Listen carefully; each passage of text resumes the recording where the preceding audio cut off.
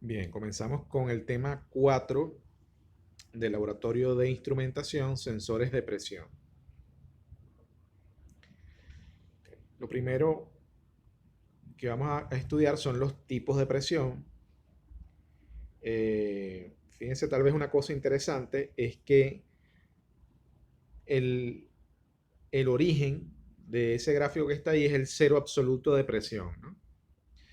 Recuerden que la presión básicamente viene dada por átomos de una sustancia que están chocando contra las paredes de un recipiente, por así decirlo. Entonces, el cero absoluto de presión sería prácticamente el vacío absoluto, es decir, que no haya ni un átomo siquiera chocando. Y eso es muy difícil de lograr, ¿no? Pero bueno, el hecho es que si hubiera un cero absoluto de presión, disculpen un momento, aquí. Bueno, fíjense, por ejemplo, si utilizamos esto como la referencia, el cero absoluto de presión, entonces, por ejemplo, esta presión que está acá, cuyo origen es el cero absoluto, es una presión absoluta.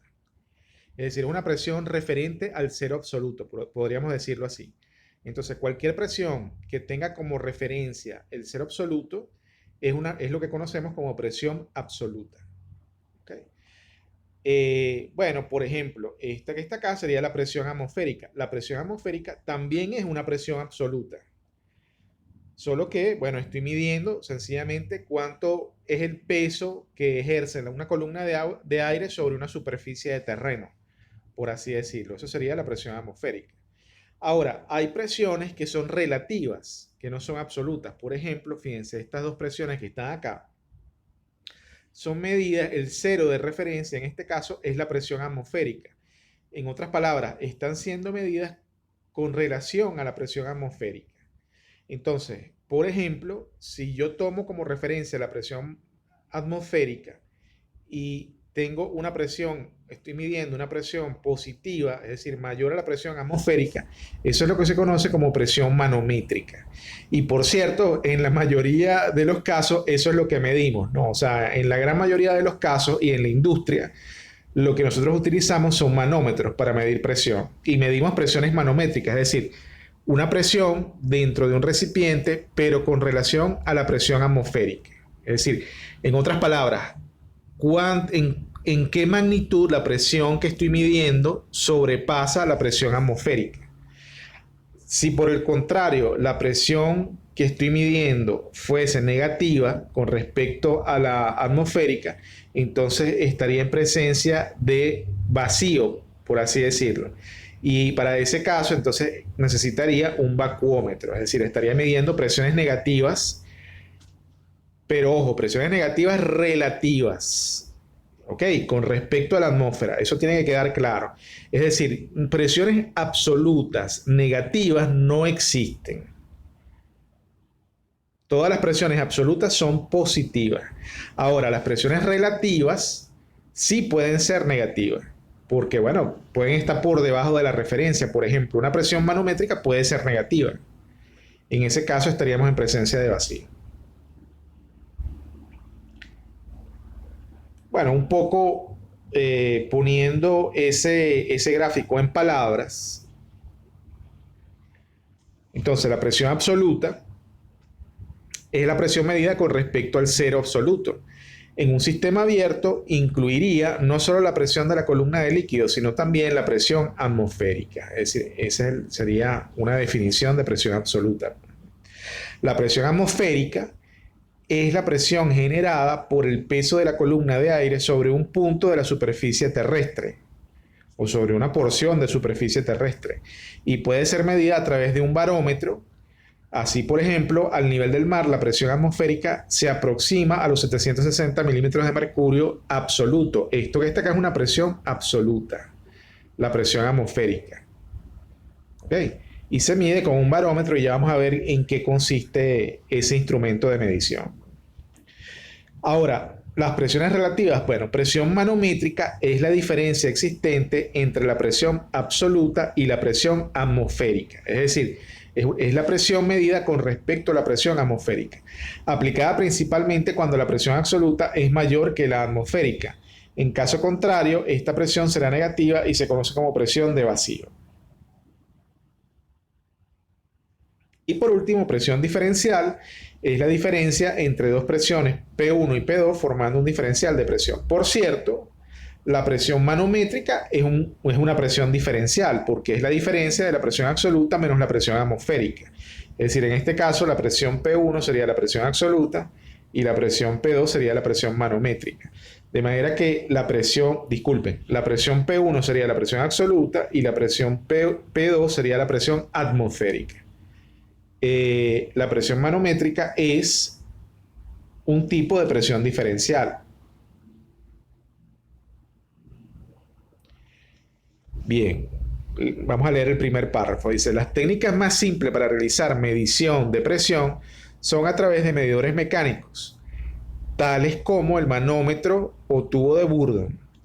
Sin embargo, existen otros principios utilizados para realizar la medición de presión, como el piezoeléctrico, el inductivo, el capacitivo o el resistivo.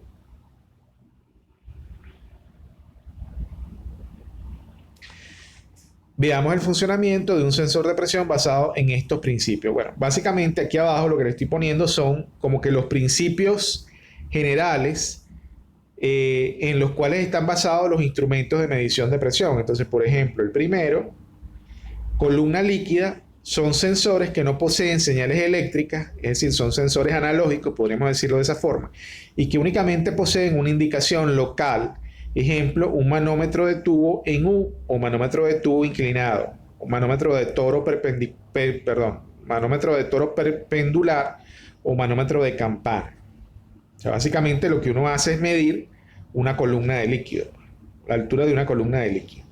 Elementos elásticos se basan en la alteración física de un material elástico cuando es sometido a una presión, no tienen señales eléctricas y son usados para mediciones locales. Ejemplo, manómetro o tubo de Bourdon. Y por último, medidores especiales generan señales eléctricas permitiendo su conexión con transmisores industriales, ejemplo, piezoeléctrico, inductivo, capacitivo o resistivo.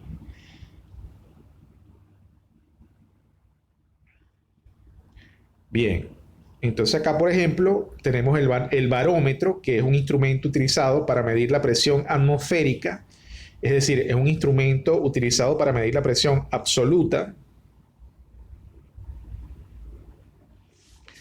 La presión atmosférica es la fuerza, peso que ejerce una columna de aire sobre un área específica de tierra. El barómetro sirve para medir esta presión absoluta. Entonces, fíjense, básicamente es un tubo, un capilar,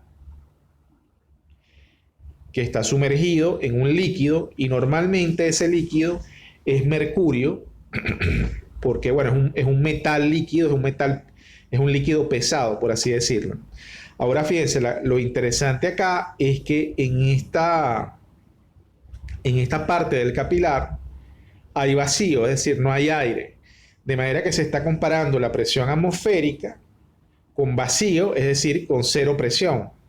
Por lo tanto, se está midiendo una presión absoluta. ¿Ok? O sea, podríamos decir que si ahí hay un vacío perfecto, la presión ahí vale cero. Entonces estoy comparando la presión del vacío, que es cero, con la presión atmosférica, por lo tanto estoy midiendo una presión absoluta, es decir, estoy midiendo la presión absoluta de la atmósfera. ¿Okay? Entonces, básicamente, la presión atmosférica hace que el mercurio llene este capilar hasta una cierta altura, por ejemplo, al nivel del mar, serían 76 centímetros, 760 milímetros.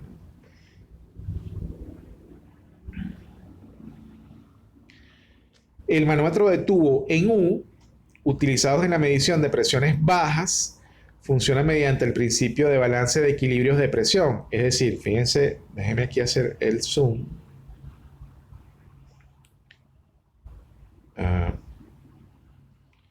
Por ejemplo, imagínense que aquí tengo un gas y quiero medir la presión de ese gas. Entonces conecto el manómetro en forma de tubo de U. Fíjense que acá estaría relleno el tubo de gas, entonces lo interesante acá es que fíjense, la presión en B va a ser igual a la presión en A. Bueno, la presión en B es la presión que quiero medir, ¿no? Es la presión en este caso del gas, por así decirlo.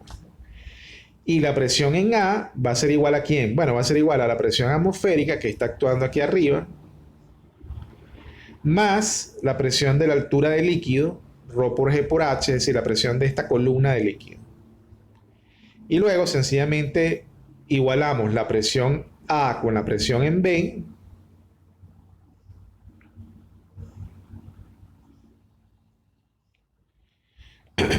Y podemos obtener, vamos a verlo aquí con detalle. Dice, el fluido del recipiente penetra en el tubo generando un empuje al líquido contenido en este.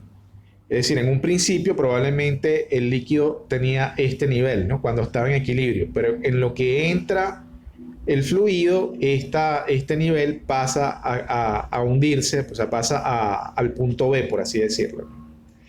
La presión del fluido puede medirse leyendo el valor de H y conociendo la densidad ρ del fluido del tubo mediante la ecuación. Bueno, aquí lo que hice fue igualar la presión A con la presión B y sencillamente aquí tenemos que la presión a medir va a ser igual a la presión atmosférica, que tiene un valor conocido, más ρ por G por H.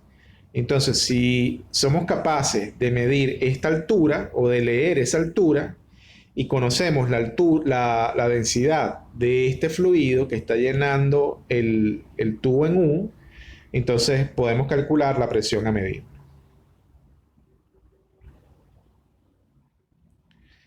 Bien, acá por ejemplo entramos en los instrumentos que utilizan materiales elásticos o materiales deformables para medir la presión. Entonces aquí tenemos por ejemplo el manómetro de tubo Bourdon. Está constituido por un tubo de sección elíptica, o sea, sección transversal elíptica, que forma un anillo casi completo. Es decir, cuando dicen que forma un anillo casi completo, lo que estamos diciendo es este anillo que está acá, ¿no? Casi se cierra, ¿no? Casi es un anillo completo.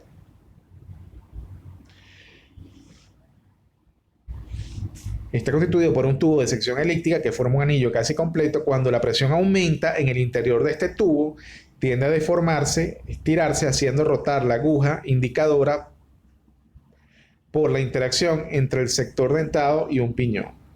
Es decir, básicamente aquí entra el fluido a presión, o sea, el fluido al cual quiero determinar la presión. El fluido llena todo este capilar que está acá, y como ese capilar es deformable, entonces él tiende a abrirse o a estirarse, es decir, este punto pasa a un punto superior, ¿no? Por así decirlo, o sea, se mueve. Y bueno, como está unido a este mecanismo que está acá, esta palanca sube, este engranaje baja y mueve esta perilla que está acá, o este engranaje, moviendo la flecha hacia acá, ¿no? O sea, hacia este lado, por ejemplo. Entonces, de esa forma funciona el manómetro de tubo de Bourdon, ¿no? O sea, es un tipo de medidor que utiliza materiales elásticos deformables. También, por ejemplo, dentro de esa categoría de materiales deformables está el diafragma. Entonces, es un dispositivo de medición que está constituido por una superficie ondulada que bajo los efectos de la presión se deforma, provocando pequeños desplazamientos que son amplificados por un mecanismo de palancas, que finalmente hace rotar una aguja indicadora sobre una escala graduada. Entonces, bueno, aquí tenemos distintos tipos de diafragma, ¿no? O sea, diafragma de superficie corrugada, cápsula de diafragma corrugada, cápsula de múltiples elementos, diafragma, perdón, de superficie plana. Entonces, fíjense, acá, por ejemplo, el diafragma, bueno, o todo el medidor está aquí. Disculpen. Fíjense, el diafragma sería este elemento que lo estamos viendo de perfil, ¿no? O sea, estamos viendo el diafragma cortado, por así decirlo. O sea, esto que está acá sería el diafragma, ¿no? Entonces, bueno, al diafragma también está unido un resorte. Ese resorte básicamente funciona para que en el caso en que cese la presión, el resorte lleva el mecanismo a su posición de equilibrio, a su posición de origen, es decir, aquí en cero presión. Entonces, el hecho es que aquí entra, esta cámara se llena con fluido, ese fluido está a presión, la presión actúa sobre el diafragma, la presión actúa sobre el diafragma se deforma, ¿verdad? Entonces fíjense, este punto que está acá, que está rígidamente unido a este punto, baja, por lo tanto este punto que está acá baja, aquí hay una articulación plana, entonces fíjense que básicamente si este punto baja, esta aguja baja y marca mayor presión. Cuando este fluido se extrae de la cámara, o sea, ya no hay presión, por ejemplo, entonces el resorte jala este punto hacia arriba y el diafragma vuelve a su posición de origen, por así decirlo, y esta aguja vuelve a cero, ¿no? O sea, esto es un mecanismo tipo diafragma o un medidor o un instrumento de medición tipo diafragma. También dentro de la categoría de elementos deformables está lo que se llama fuelle. Un fuelle básicamente es una pieza tipo acordeón que o bien se llena de fluido a alta presión o el fluido a alta presión hace,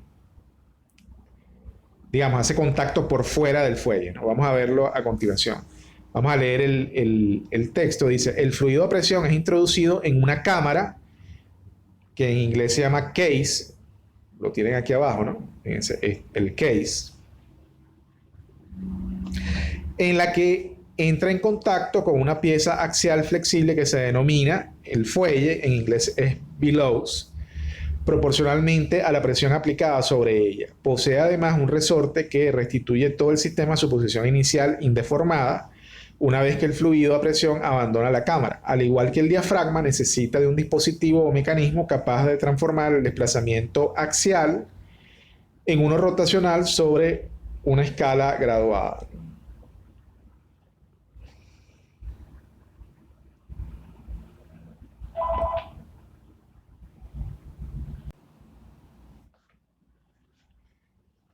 Bien, entonces vamos a ver con detalle el mecanismo del fuelle. Bien, entonces acá por ejemplo, fíjense, el fuelle realmente, aquí lo estamos viendo de perfil también, sería esta pieza, que básicamente es un acordeón, ¿no? Por así decirlo. Ahí estamos viendo el corte transversal.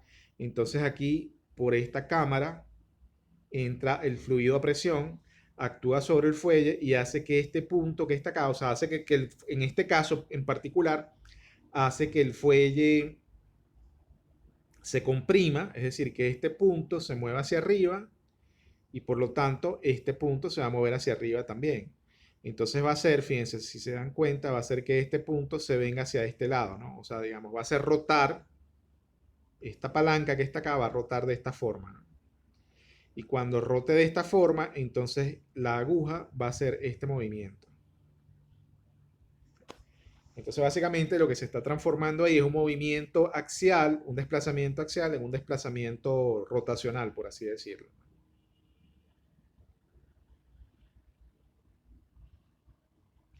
Bueno, aquí, por ejemplo, en estas figuras podemos ver, o en estas fotos podemos ver un fuelle, una foto de un fuelle que básicamente es un acordeón, ¿no?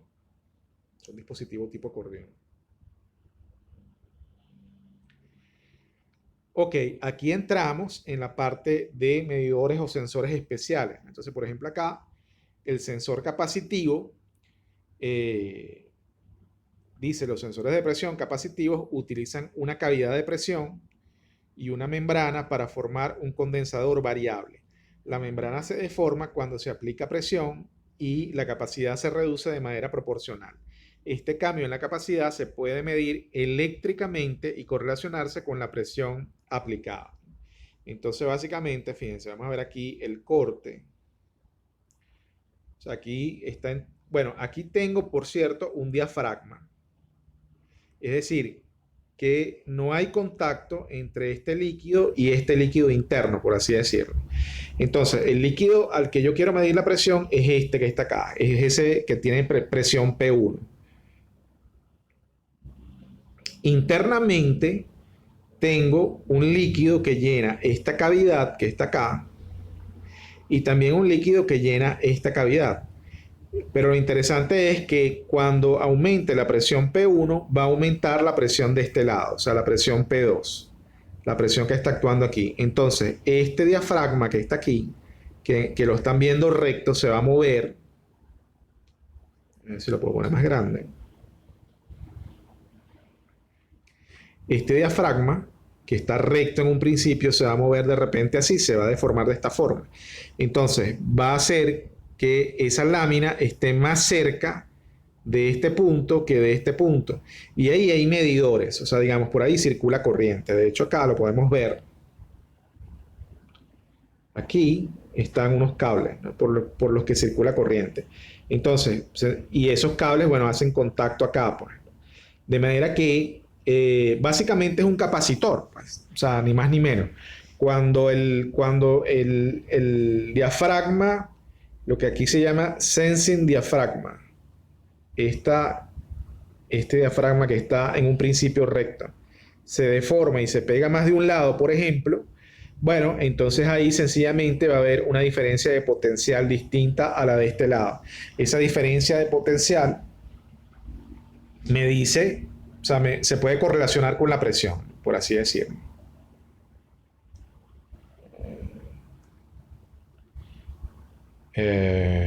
Bueno, disculpen acá, fíjense aquí. Ah, bueno, no, aquí dice, tengo otras definiciones, no puse la misma figura, pero dice, la señal de presión es transferida, o sea, aquí estoy tratando de explicar cómo funciona el sensor capacitivo, ¿no? Vamos a leer el primer párrafo. Dice, la señal de presión es transferida hacia un diafragma que se encuentra aislado, es decir, aquí, este diafragma, y que posee en el otro lado del capilar un líquido que llena completamente, o sea, que llena completamente esta cavidad, por así decirlo, ¿no? Sí, tal vez aquí este capilar debí quitarlo, ¿no? Que llena completamente la cavidad y que se encuentra sellado, como se ve en la figura. La presión ejercida en el capilar P1, que es la que yo quiero medir, proveniente del proceso, provoca un cambio de presión P2, que es la presión interna que está en la cavidad del sensor capacitivo. Esta última es transmitida a través de un segundo diafragma, sensing diafragma, o sea, el diafragma que está recto acá, que se encuentra inmerso en un líquido sellado, por ejemplo, aceite de silicona. La posición del diafragma es detectada eléctricamente a través de dos platos que conforman un capacitor, es decir, este plato y este plato, o placa, podríamos decirlo, ¿no? Y que están ubicados a ambos lados del diafragma. Y básicamente eso, digamos, aquí en esas placas hay cables, ¿no? Por los que circula corriente, y entonces, dependiendo si el diafragma sensor se pega más de uno o de otro, esa cercanía se puede ver con diferencias de voltaje y es correlacionable con la presión. Bueno, aquí podemos ver un dibujo más grande de un diafragma capacitivo. Hago hincapié en el diafragma capacitivo porque vamos a derivar las ecuaciones para simularlo. Bien, hay otro tipo de sensores que son los piezoresistivos. Entonces, leyendo el párrafo, son muy utilizados en sistemas de medición de peso como las balanzas.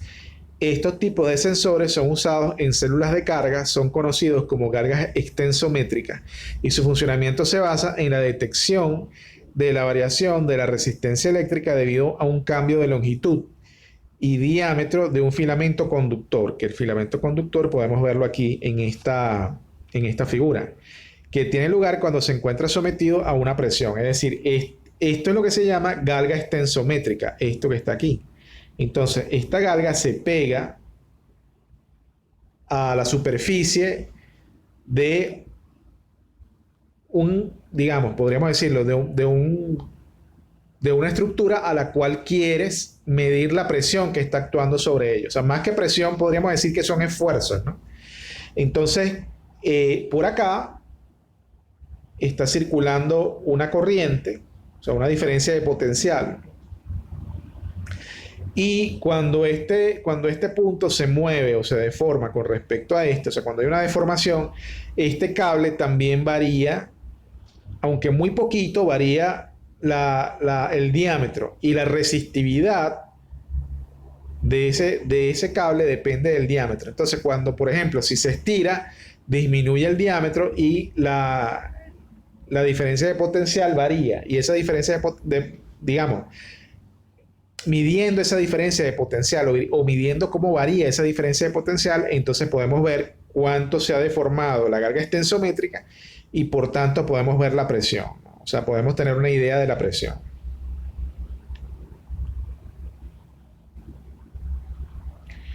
Bien. Hay variables físicas que se pueden medir indirectamente con la presión. Por ejemplo, la altura de nivel. Es decir, si yo quiero medir acá la altura de nivel, fíjense, supongamos que aquí tengo una... Bueno, vamos a comenzar por este, que es más fácil, que es el recipiente abierto, ¿no? Fíjense que básicamente acá, si yo mido la presión, esto que está acá es un medidor de presión. Es lo que se llama, bueno, ahí se llama LT, es Level Transducer, es decir, transductor de nivel, pero él lo que está haciendo es midiendo la presión. Es decir, está agarrando y está diciendo, bueno, ¿cuánto es la presión acá? La presión ahí, él está midiendo la presión, pero nosotros podemos asociar esa presión con la altura, como, bueno, midiendo esta diferencia de presiones va a ser igual a ρ por G por H. Es decir, pudiéramos despejar H de ahí. Y yo, midiendo la presión, puedo entonces, de manera indirecta, medir el nivel. O sea, si yo conozco el ρ del líquido y conozco la presión en el punto alto, o sea, la presión alta y la presión baja, que aquí lo podemos ver así, esa diferencia de presión me da ρ por G por H. Ok, en este caso es un tanque cerrado y por tanto aquí tengo, por ejemplo, un fluido, un gas, podríamos decirlo, que llena esta parte de arriba y que hace contacto con el líquido, es decir, tengo una presión atmosférica, por así decirlo. Ok, una presión atmosférica interna, ¿no? Entonces, bueno, de nuevo la presión de alta menos la presión de baja me va a dar ρ por G por H. De esa forma puedo medir el nivel. También, por ejemplo, se puede medir el caudal midiendo la presión.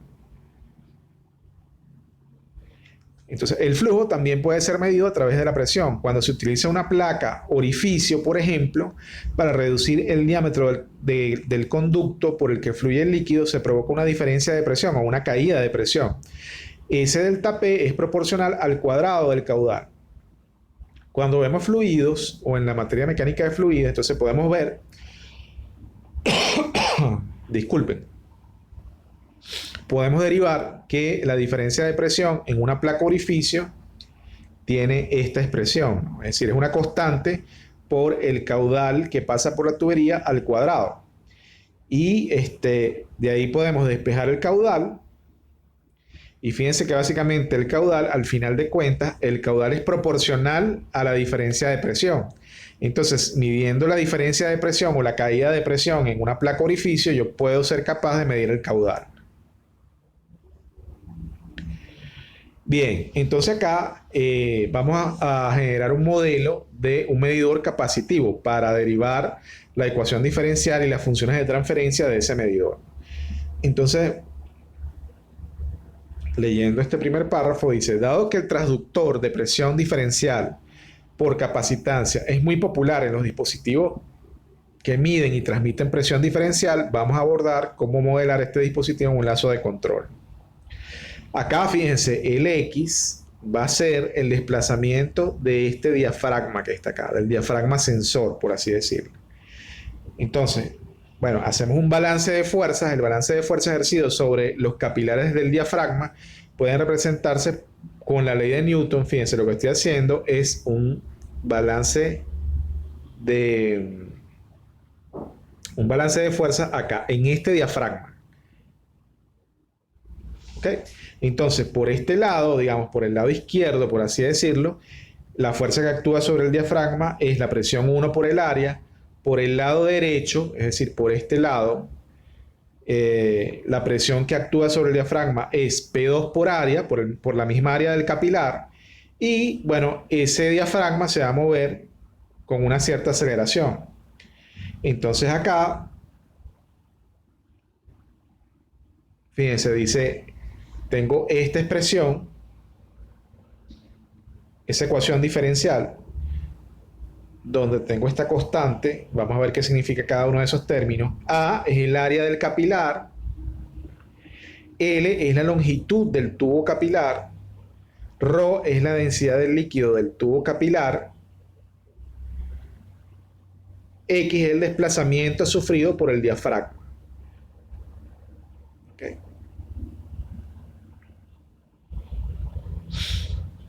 Entonces, bueno, básicamente eso que está ahí es la masa, ¿no? Lo multiplicamos por la aceleración del diafragma sensor. Entonces acá tengo ya la ecuación diferencial. Aquí manipulo matemáticamente la expresión. Es decir, aquí tengo, por ejemplo, la masa va a ser igual a la densidad por el volumen, o lo que es lo mismo, el área por la longitud L por ρ. Tengo un G sub C, que es un factor de conversión de unidades, vale 1 cuando utilizamos, por ejemplo, unidades del sistema internacional, o 32,174 cuando utilizamos unidades del sistema inglés. Bueno, simplificando la ecuación diferencial, podemos ver, dice, la fuerza de P2 por A al final del capilar sellado se balancea por medio de dos fuerzas. Entonces P2 por A va a ser igual a una fuerza KX, que podríamos decir que es como una especie de resorte. Es decir, ahí lo que estamos viendo es que el diafragma, este diafragma que está acá se está comportando, tiene unas ciertas propiedades elásticas, por lo tanto se modela como un resorte. Y bueno, sencillamente luego también tiene unas ciertas propiedades de amortiguación, ¿no? Por así decirlo.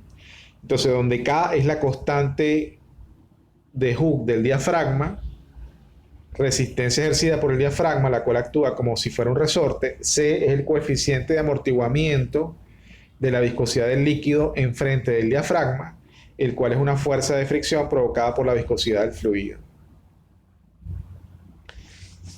Bueno, al sustituir, fíjense, esa era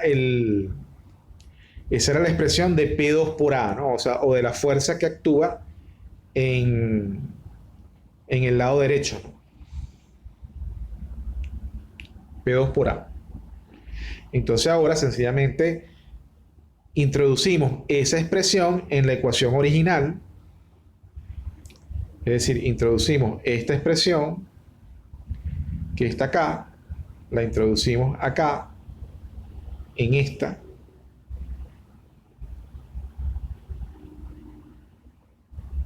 Obtenemos esta expresión diferencial.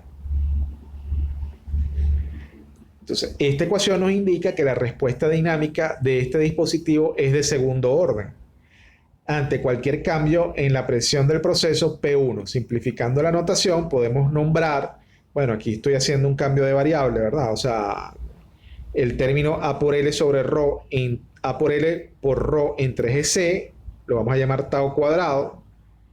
El término C sobre K lo vamos a llamar 2C da tau, y K sub P va a ser igual a A sobre K. Entonces, si hacemos esos cambios de variable, entonces al final ya aplicamos la transformada de Laplace, entonces podemos llegar a la función de transferencia del sensor capacitivo, que es algo como esto que está acá, ¿no? Visto en los términos originales del sistema, tenemos esa función de transferencia de segundo orden.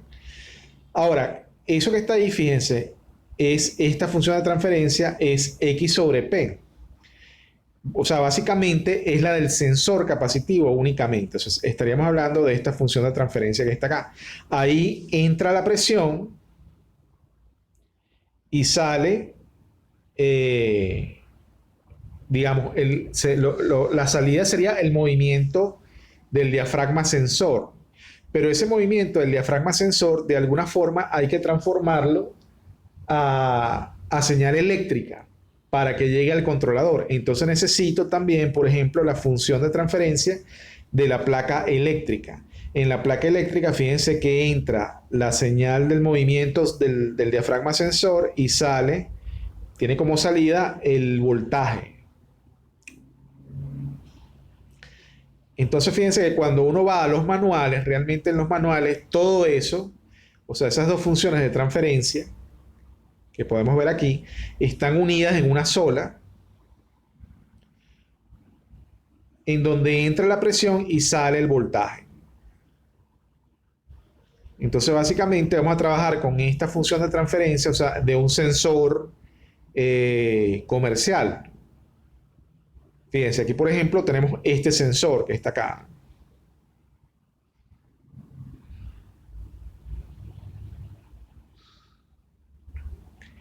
Bien, fíjense, en la parte superior está la dirección web de donde saqué esta hoja de datos. El sensor es, el código del sensor es MPX4200A. Fíjense que él mide presiones que van desde 20 kilopascal hasta 200 kilopascales y tiene una salida en voltaje que va de 0.3 a 4.9. Entonces, por ejemplo, a la izquierda podemos ver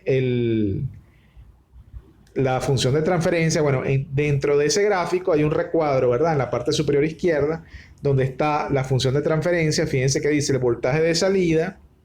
Permítanme, me refiero a este cuadro. Acá dice el voltaje de salida va a ser igual a B sub S, pero B sub S es una constante, la tenemos acá, 5.1, a B sub S por 0.005 por P menos 0.04, más o menos un cierto error. Entonces fíjense que la entrada sería la presión y la salida sería un voltaje. De manera que ahí tengo, podríamos decir, la función de transferencia del sensor con la placa de circuitos incluida. ¿Ok? Entonces, bueno, en esa ecuación básicamente lo que está pasando es que entra una cierta presión en kilopascales y sale un cierto voltaje, dependiendo de esa presión, sale un cierto voltaje en voltios.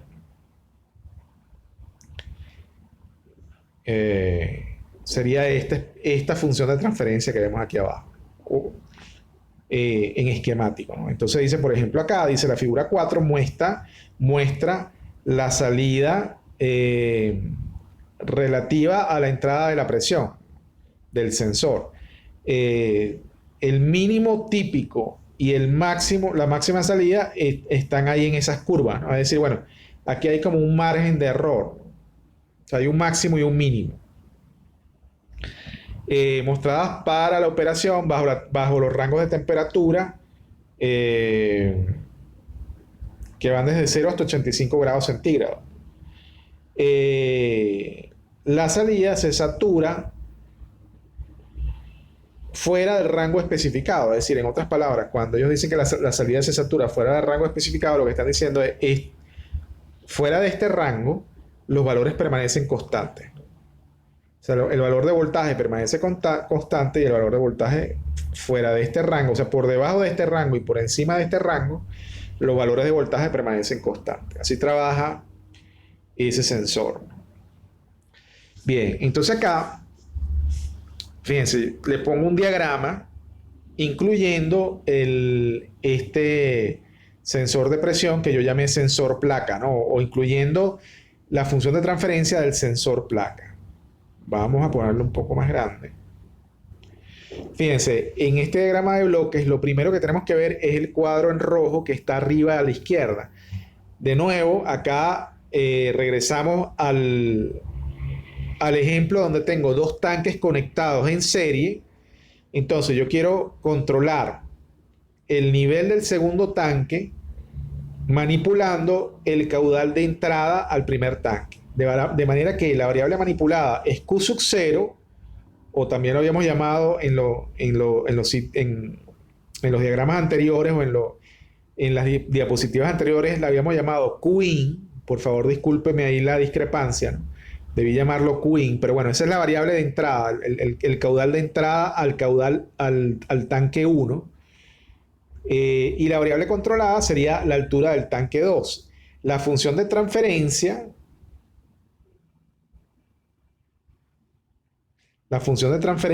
de ese ejemplo está aquí. Ya la habíamos visto en clases pasadas, ¿no? Y fíjense que, bueno, ahí tengo la variable controlada, es la salida, y la variable manipulada es la entrada, Qin. Déjeme subir esto un poco. Ok. Fíjense, ya habíamos hablado, déjeme subir esto. Ya habíamos hablado en la clase pasada, cuando hablábamos de la válvula como mecanismo de control. Bueno, ya habíamos hablado de el controlador PID, ¿verdad? Ahí está. Esto lo estoy lo estoy arrastrando de las clases pasadas. Aquí tengo la función de transferencia de la válvula. Aquí tengo la función de transferencia del obturador de la válvula. O sea que básicamente todo esto podríamos decir que es la válvula. Y aquí tengo la función de transferencia de la planta, que ya la conocemos, está aquí. Ahora, ojo, de esa función de transferencia, fíjense, o a esa función de transferencia de la planta me refiero, va a entrar la variable manipulada, que es Q0, y va a salir la variable controlada. Bueno, la variación de la variable controlada. O sea, yo voy a obtener ahí no H2 realmente, voy a obtener la variación de H2. Esa variación de H2 yo tengo que sumarla con la altura inicial, que es H sub 0. Y ahora sí voy a obtener la verdadera H2, es decir, cómo está cambiando la altura H2, la altura del tanque 2, pues, ¿no? O la altura completa del tanque 2. Entonces, bueno, como me conviene graficar esa variable o estudiar esa variable, esa es la variable que voy a llevar al graficador. Pero ahora fíjense, yo voy a trabajar con este sensor que está acá, con esta placa, o con ese sensor de presión, podríamos decirlo. Entonces, en ese sensor de presión, la variable de entrada va a ser la presión en kilopascales y la salida va a ser el voltaje. Entonces, necesito transformar, fíjense, esta altura, necesito transformarla en presión. Entonces, para ello voy a multiplicar el H2, la altura completa del tanque 2, voy a multiplicarla por ρ por G, y a esa cantidad voy a sumarle la presión P sub 0, la presión atmosférica. Entonces, aquí a la salida de este bloque de suma voy a obtener entonces la presión total. Es decir, la presión total que está actuando, que está censando el medidor de presión.